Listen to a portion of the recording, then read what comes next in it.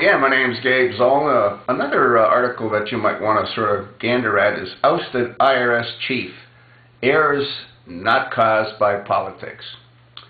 Well, and I wrote a comment on that particular article, and pretty much what I wrote is that I sort of highly doubt that Mr. Miller, who this article says was ousted, well, he really wasn't ousted because he was retiring at the beginning of June, which is like, 10 days away. But what they did is they used him as an scapegoat. They had to sacrifice somebody, so he was the one that they sacrificed.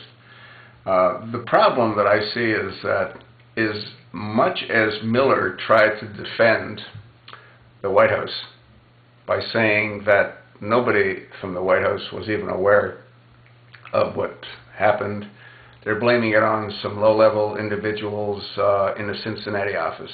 Well, when you take a look at the scope of how many people were affected and the particular types of groups that were affected, people that were against abortion, they were affected. The Tea Parties were affected. Pretty much anybody that was on Obama's enemies list. And he made it very clear as to who was on his enemies list. They were all affected. And when you take into consideration the types of questions that they were asked to complete, which was totally insane. Which books have you read? And provide a book report on each one of those. How much money do you have in your wallet?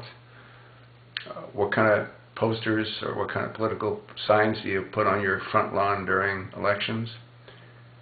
None of those questions are legitimate questions that anybody should ask of anyone, let alone have the IRS, who intimidates most of us when we hear from them.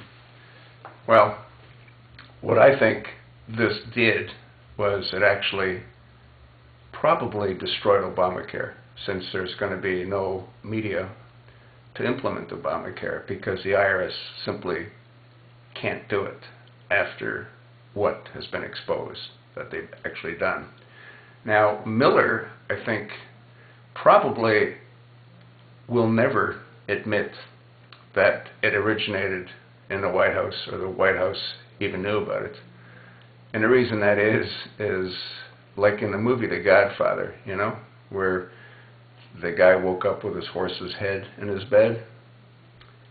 I got to believe, based on what that information could do to damage Obama and the White House, he knows what will happen to him and possibly his family if he were to tell the truth, which is that they were instructed to do that. Not necessarily by Obama, but by the White House. I believe that to be the case. All you have to do is look at how this administration functions. They always look for dirt. And they usually find it. Yeah, they found it on General Petraeus. They found it on the two candidates that probably would have won the Senate seat if it wasn't for Obama's Chicago machinery exposing sealed divorce records. That's how they operate. So all you have to do is look at how they operate and you know who did what to whom and when. I'm hoping that the truth comes out real soon. And I'm hoping that the truth comes out on Benghazi and on the AP scandal. They all need to be pulled down. You know what it is that they're so powerful, they believe that they're untouchable. Well, the only one that's untouchable that I know of was Elliot Ness and his untouchables. And I'm hoping that Darylisa turns out to be part of the untouchable leaders. And I'm hoping that Mike Zulu is one of the members of the Untouchables. What do you think? I told you what I think.